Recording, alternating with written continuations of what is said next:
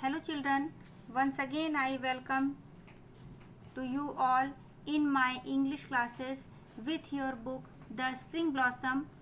This is textbook General English class 10th and we are learning lesson number 8. The name of the lesson is One Step Ahead and the writer of this lesson is Abul Pakir Jainulabdeen Abdul कलाम। ये complete नाम है APJ Abdul Kalam का।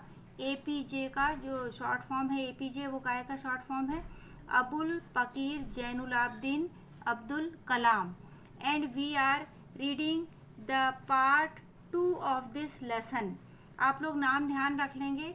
APJ Abdul Kalam का full form है अबुल पकीर जैनुलाब्दीन अब्दुल कलाम। और यहाँ पर आप बुक का कवर पेज देख रहे हैं जो कि है the spring blossom text book of class 10th।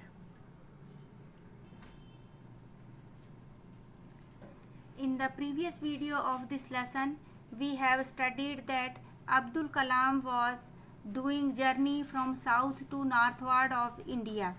तो दक्षिण से उत्तर की ओर जाते समय ट्रेन के कंपार्टमेंट में बैठे बैठे उन्हें वो सब दृश्य दिख रहे हैं जो ट्रेन के बाहर खिड़की से नज़र आ रहे हैं।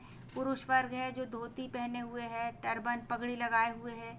महिलाएं विभिन्न रंगों की साड़ी पहने हुए हैं और साथ ही पैडी के फील्ड्स जो बैकग्राउंड का काम कर रहे हैं एक सीनरी का दृश्य प्रस्तुत करते हैं। साथ ही कोई कभी कभी कोई बच्चा नज़र आ जाता है जो ट्रेन को हाथ हिला के बाय करता है। फिर अब्दुल कलाम ये महसूस करते हैं कि किस तरीके से दक्षिण से उत्तर की ओर जब जाते हैं तो भूदृश्य परिवर्तित होता है ना। तो उत्तर की ओर गंगा के और उसकी सहायक नदियों के उपजाऊ मैदान हैं और उन्हीं उपजाऊ और समृद्ध मैदानों ने बाहर से आक्रमणकारियों को अपनी ओर आकर्षित किया और कई बार उत्तरी भारत को बाहरी साम्राज्यों का आक्रमण सहन करना पड़ा।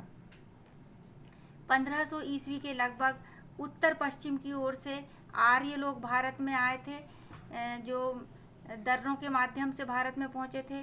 उसके बाद 10वीं शताब्दी के लगभग मुस्लिम भारत में आए जो बाद में भारतीय संस्कृति का अभिन्न हिस्सा बन गए। एक के बाद एक उत्तरी भारत ने विभिन्न आक्रमणों को सहन किया लेकिन दक्षिणी भारत इन पूरे आक्रमणों से सुरक्षित रहा क्योंकि जो विंध्याचल पर्वत श्रृंखला और सतपुड़ा पर्वत श्रृंखला है उसने एक ढाल का काम किया और जितने भी आक्रमणकारी जो उत्तर में आए थे उन्हें दक्षिण तक नहीं पहुंचने दिया। साथ ही जो नदियों का एक जाल बुना हुआ है, जो नदियां थी ताप्ती, नर्मदा, महानदी, गोदावरी और कृष्णा, इन्होंने भारतीय प्रायद्वीप के हिस्से पर किसी भी बाहरी आक्रमणकारी को नहीं पहुंचने दिया, एक प्रतिरक्षा का जाल बुन लिया। तो ये सारी चीज़ों को पार करते हुए ट्रेन में बैठे बैठे वैज्ञानिक प्रगति के कारण मुझे मतलब एपीजे अब्दुल कलाम को किसी भी तरीके की परेशानी नहीं हुई और वो दक्षिण से उत्तर पहुंच गए। उत्तर में दिल्ली में महान संत हज़रत निजामुद्दीन के शहर में वो लगभग एक सप्ताह रुके जहां उन्होंने DTD&P मतलब directorate of technical development and production air में इंटरव्यू दिया और हमेशा की तरह उनका इंटरव्यू बहुत अच्छा रहा और किसी तरीके से उनके नॉलेज को वह इंटरव्यू चुनौती नहीं दे पाया। इसके बाद वो देहरादून गए। देहरादून में उन्होंने एयरफोर्स सिलेक्शन बोर्ड में अपना इंटरव्यू दिया जहां पर 25 कैंडिडेट थे जिन्होंने इंटरव्यू दिया था और उन्हें एयरफोर्स सिलेक्शन बोर्ड को सिर्फ 8 कैंडिडेट की ज़रूरत थी। एपीजे अब्दुल कलाम का स्थान 9वां आया था तो उनका एक पोजीशन से उनके हाथ से एयरफोर्स में जाने की तमन्ना हाथ से छूटती नज़र आ रही थी उनको और इस एहसास को बहुत मुश्किल से वो स्वीकार कर पाए थे कि अब उनका एयरफोर्स में सिलेक्शन नहीं हो पाएगा। बहुत ज़्यादा दुखी थे और बड़ी मुश्किल से उन्होंने अपने आप को एयरफोर्स सिलेक्शन बोर्ड के ऑफिस के बाहर लेके गए वो अपने आप को और फिर उन्होंने एक छोटी सी पहाड़ी के ऊपर खड़े होकर देख रहे थे। वो नीचे बहुत बड़ी झील थी और उसके बाद फिर उन्होंने पैदल ही ऋषिकेश की कठिन यात्रा आरंभ कर दी। इसके बाद से अब हमको स्टार्ट करना है यहाँ से। Let's start. I bathed in the Ganga and reveled in the purity of its water. मैंने गंगा में स्नान किया और उसकी जल की शुद्धता का आनंद लिया। Then I walked to Shivanand आश्रम situated a little way up the hill. फिर मैं पैदल ही चला स्वामी शिवानंद के आश्रम में, जो एक छोटी सी पहाड़ी के ऊपर था, थोड़ी सी दूरी पर। I could feel intense vibrations when I entered. तो जब मैं उनके आश्रम में प्रवेश लेता हूँ तो मुझे एक बहुत तीव्र वाइब्रेशन यानी कंपन महसूस होता है। वाइब्रेशंस यानी कंपन, इंटेंस यानी तीव्र। I saw a large number of sadhus seated all around in the state of trance. मैंने देखा बहुत बड़ी संख्या में साधु लोग बैठे हुए हैं और इन अ स्टेट ऑफ ट्रांस, शांति की मुद्रा में। ट्रांस यानी शांति, शांति समाधि वाली स्थित मुद्रा में वो साधु लोग बैठे हुए हैं। I had read that sadhus were psychic people. मैंने सुना है कि साधु लोग, यहाँ पर साइकिक यानी आध्यात्मिक, यहाँ पर साइकिक यानी मनोरोगी नहीं होगा, यहाँ पर साइकिक यानी आध्यात्मिक लोग होते हैं। People who know things intuitively, and in my dejected mood, I sought answer to the doubts that troubled me. यानी ऐसे लोग जो चीज़ों को इंट्यूटिवली यानी स्वतः से जान लेते हैं, मतलब उनको बताना नहीं पड़ता, वो आपके चेहरे की भाव मुद्रा को देख के या आपके मस्तिष्क से उठने वाली तरंगों से पहचान जाते हैं कि आपके अंदर क्या चल रहा है। तो वो इंट्यूशन बोलते हैं, जिसको हम स्वतः बोध हो जाना। तो ऐसे लोग होते हैं ये साधु। And in my dejection mood, और मैं अपनी दुखी स्थिति में आई सॉट आंसर, मैं वो उत्तर खोजना चाह रहा था जो मुझे मेरे अंदर शंका उत्पन्न कर रहे थे, जो मुझे परेशान कर रहे थे। ये पैरा बहुत ही इम्पॉर्टेंट है। ये मैंने देखिए आप यहाँ पे लिखा भी हुआ है 2014 और 16 में ये पैरा एग्ज़ाम में आ चुका है, तो इसको बहुत ध्यान से समझेंगे। आई मेट स्वामी शिवानंद, यहाँ पर जहाँ कहीं पर भी आई लिखा हुआ है वो आई मतलब है APJ अब्दुल कलाम। ये ऑटोबायोग्राफिकल मोड में लिखा गया लेसन है। ऑटोबायोग्राफिकल यानी खुद के जीवन पर आधारित घटनाओं को लिखा है, इसलिए यहाँ पे फर्स्ट पर्सन में आई करके लिखा हुआ है।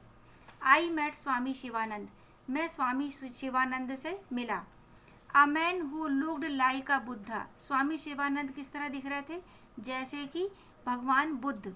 Wearing a snow white dhoti, एकदम सफ़ेद, स्नो वाइट यानी एकदम सफ़ेद, बर्फ की तरह सफ़ेद धोती वो पहने हुए थे। And wooden slipper, wooden slipper यानी लकड़ी की बनी स्लीपर, यानी कि जो अपना शुद्ध हिंदी में कहें तो खड़ाऊँ, सफ़ेद धोती पहने हुए थे और खड़ाऊँ पहने हुए थे। He had an olive complexion, और उनका जो रंग था वो ओलिव यानी जैतून की तरह, यानी बादामी रंग था कहना चाहिए। ब्लैक पायर्सिंग आइज, और एकदम काली तीक्ष्ण आँखें। तीक्ष्ण पायर्सिंग यानी होता है अंदर तक भेद देने वाली। I was struck by his irresistible almost child like smile and gracious manner, मैं उनकी मुस्कान और चाइल्ड लाइक स्माइल, बच्चों की तरह मुस्कान, ग्रेशियस मैनर, भव्य तरीके, इन सब चीज़ से बड़ा अचंभित था, आकर्षित था। स्ट्रक यहाँ पे आकर्षित, अचंभित था। I introduced myself to the Swami ji, मैंने अपना परिचय दिया। यहाँ पे इंट्रोड्यूस करना यानी परिचय दिया, मैंने खुद का परिचय दिया स्वामी जी को। My Muslim name aroused no reaction in him, मेरा नाम जो मुस्लिम नाम है, सामान्यतः हिंदुओं के नाम और मुस्लिम्स के नाम में नाम से ही पहचाना जाता है कि व्यक्ति किस धर्म को मानने वाला है। तो मेरे मुस्लिम नाम ने उनके अंदर कोई प्रतिक्रिया उत्पन्न नहीं की। Before I could speak any further he inquired about the source of my sorrow. इससे पहले कि मैं आगे कुछ बोलता, उन्होंने प्रश्न पूछा मेरे दुख के कारण का, कि मुझे क्या दुख है।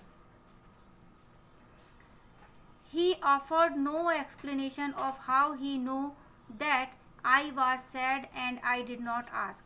उन्होंने कोई एक्सप्लेनेशन, उसका स्पष्टीकरण नहीं दिया कि उन्हें कैसे पता चला कि मैं दुखी हूँ, और ना ही मैंने उनसे जानना चाहा कि उन्हें कैसे पता चला कि मैं दुखी हूँ। ना उन्होंने बताया, ना मैंने उनसे पूछा। मैं मतलब APJ Abdul Kalam. I told him about my unsuccessful attempt to join the Indian Air Force and my long cherished desire to fly. मैंने फिर उन्हें अपने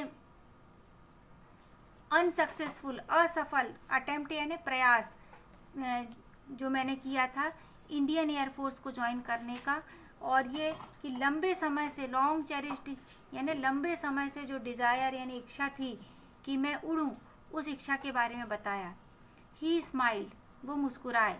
washing away all my anxiety almost instantly, और जैसे ही वो मुस्कुराए तो मेरी सारी चिंताएं तत्काल गायब हो गईं।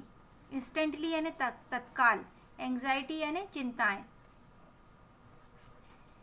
Then he said in a feeble but very deep voice, फिर वो थोड़ी कमज़ोर किंतु बहुत ही गहरी आवाज़ में, गहरी आवाज़ से मतलब कुएं जैसा गहरा नहीं, गहरी आवाज़ यानी बहुत शांत और बहुत ही प्रभावित करने वाली आवाज़ में बोले।